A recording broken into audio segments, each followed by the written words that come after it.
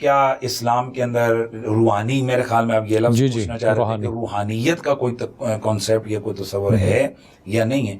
دیکھیں، اسلام ظاہر اور باطن دونوں کو ساتھ لے کر چلتا ہے۔ اگر آپ یہ کہیں روحانیت سے مراد کہ اسلام جو ہے نا جس طرح صنعت اور اسی طرح جوگی وغیرہ جس طرح یہ ہندوازم میں یا بدھ مت میں زرتشت میں کہ بھائی وہ گئے دور جا کر غاروں میں بیٹھ گئے اور اپنا دنیا سے تعلق توڑ دیا، جسم کسی نے ننگا کر لیا، کسی نے، تو وہ جتنا زیادہ ننگا جسم ہوگا، جتنا زیادہ وہ کھانے پینے سے دور ہوگا، دنیا سے دور ہوگا، وہ اتنا وہ سمجھیں گے یہ زیادہ بڑا صنعت ہے، بڑا جوگی ہے وغیرہ۔ یہی اسلام کی بیوٹی ہے، خوبصورتی ہے کہ اسلام ظاہر اور باطن دونوں کو اکٹھا لے کر چلتا ہے، معتدل۔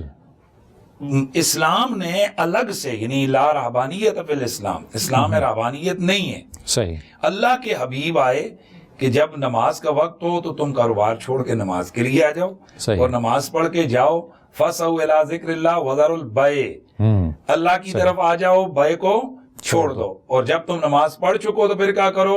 پھیل جاؤ دنیا میں اللہ کا فضل تلاش کرنے کے لیے۔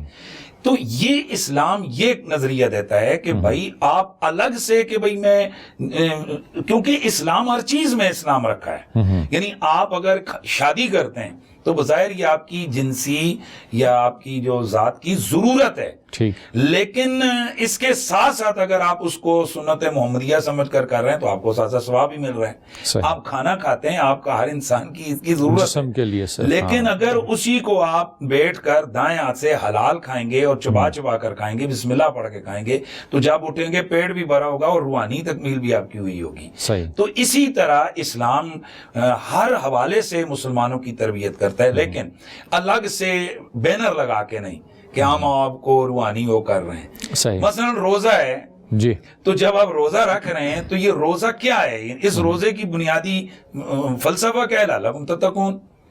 نماز ہے تو نماز کا بنیادی فلسفہ، یہ جماعت کا بنیادی فلسفہ کیا ہے؟ تو یہ تمام چیزوں کو دی اینڈ جب ہم آپ جا کر دیکھتے ہیں تو وہ انسان کی روحانی بالیدگی کا عروج دینے کے لیے یہ ساری عبادات کو ڈیزائن کیا گیا۔ تو مسلمان جو ہے وہ روحانی، اس کی روحانیت ظاہر کے ساتھ ساتھ اس کا باطن بھی جو ہے نا سلامت ہو جائے۔ صحیح ہے۔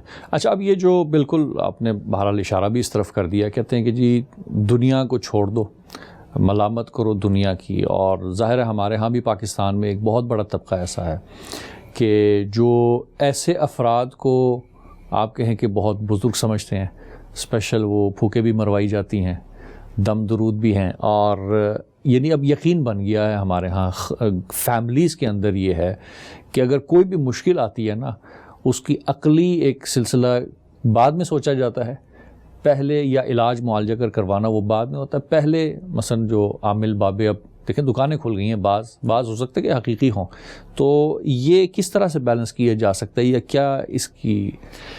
دیکھیں، بنیادی طور پر اگر ہم قرآن و سنت کو پڑھتے ہیں تو علاج جو کسی بھی بیماری کے مقابلے میں علاج کروانا ہے تو اذا مرضت فہو یشفین، جب میں بیمار ہوتا ہوں تو اللہ تعالیٰ اس کو شفا دیتا ہے، اور جیسے باقی ذرائع رزق اللہ تعالیٰ دیتا ہے لیکن ہم ذرائع اختیار کرتے ہیں۔ ہمیں یقین ہے وما من دابۃ فی الارض الا علی اللہ رزقها، ہر مسلمان کا یقین ہے۔ تو جب اللہ رزق دے گا تو آپ دکان کھول کے کیوں بیٹھ گئے؟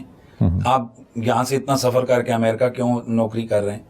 صحیح۔ تو پتہ چلا کہ یہ یقین کے خلاف نہیں ہے آپ کا ذرائع کا اختیار کرنا، ٹھیک ہے؟ آپ کا اور میرا یقین ہے کہ اللہ تعالیٰ شفا دیتا ہے، پھر ہم ڈاکٹر کے پاس کیوں جاتے ہیں؟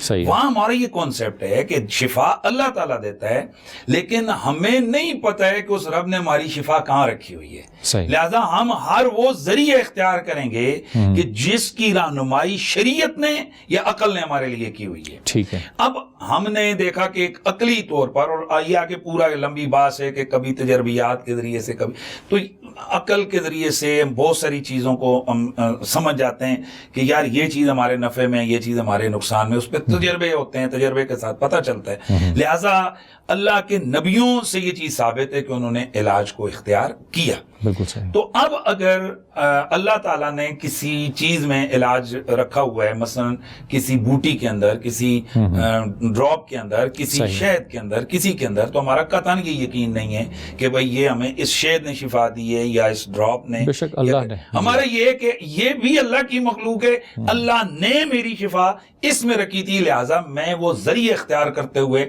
کبھی بھی شرمندہ نہیں ہوتا، نہ مجھ پر کو فتویٰ لگتا ہے.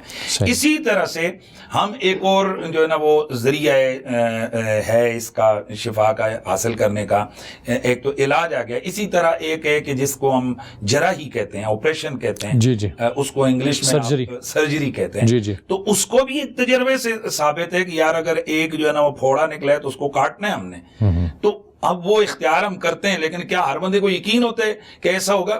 ہم نے ذریعہ اختیار کرنا ہے، باقی شفا اللہ تعالیٰ نے. ہمارے نبی کی زندگی اور سیرت نے ہماری رہنمائی کی ہے کہ یہ جو اللہ کا کلام ہے، جس رب نے پتھر میں، جس رب نے بوٹی میں، جس رب نے ایک شہد کی، جسے کہتے ہیں نا مادے میں پیشاب میں لفظ میں بولوں تو آ جائے گا، یعنی ایک مکھی کا مادہ جسم سے نکلنے والا، اس میں اگر اللہ تعالیٰ نے شفا رکھی ہے تو اسی رب نے مقدس کلام کے اندر اور مقدس نام کے اندر بھی جو ہے نا وہ شفا رکھی ہے. یہی وجہ ہے کہ نبی پاک صلی اللہ علیہ وسلم خود بھی کلام الہی پڑھ کر صحابہ پہ دم کرتے تھے، اپنے بچوں پر، اپنی اولاد پر دم کرتے تھے، اور صحابہ بھی انہوں نے بھی یہ طریقہ اختیار کیا. اور نہ صرف یہ طریقہ اختیار کیا بلکہ بخاری کی حدیث ہے کہ صحابہ نے اس کے اوپر جو ہے نا وہ باقاعدہ رقم بھی جو ہے نا لی. وہ جیسے مشہور حدیث ہے کہ انہوں نے دم کیا تو بکریاں ملی، اور ان بکریوں کو انہوں نے کہا بھائی ابھی تو جب تک حضور فیصلہ نہیں کریں گے ہم ان کو استعمال نہیں کریں گے. جب حضور کے پاس آئے تو اللہ کے نبی نے فرمایا بھائی میرا بھی،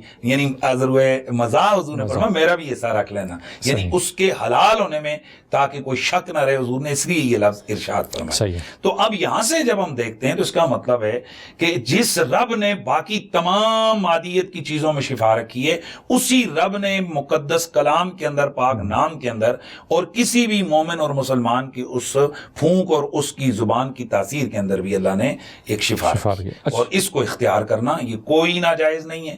جیسے ہر اس چیز پر ہمارا یقین ہوتا ہے کہ وہ ڈاکٹر نے تدبیر کی ہے، ایسے ہمارا یہاں بھی نظریہ ہوتا ہے کہ یہ ایک بزرگ کی تدبیر ہوئی ہے، باقی شفا اللہ تعالیٰ. بعض اوقات گھروں میں یہ سلسلے ہوتے ہیں کہ اگر کچھ بھی ہو جائے، نزلہ زکام بھی ہو جائے، وہ کہتے ہیں میرے تے تویز کراتا ہے. تو یہ جو سوچ ہماری سوسائٹی میں آ گئی ہے، ٹھیک ہے، اس کو کیسے ختم کیا جائے؟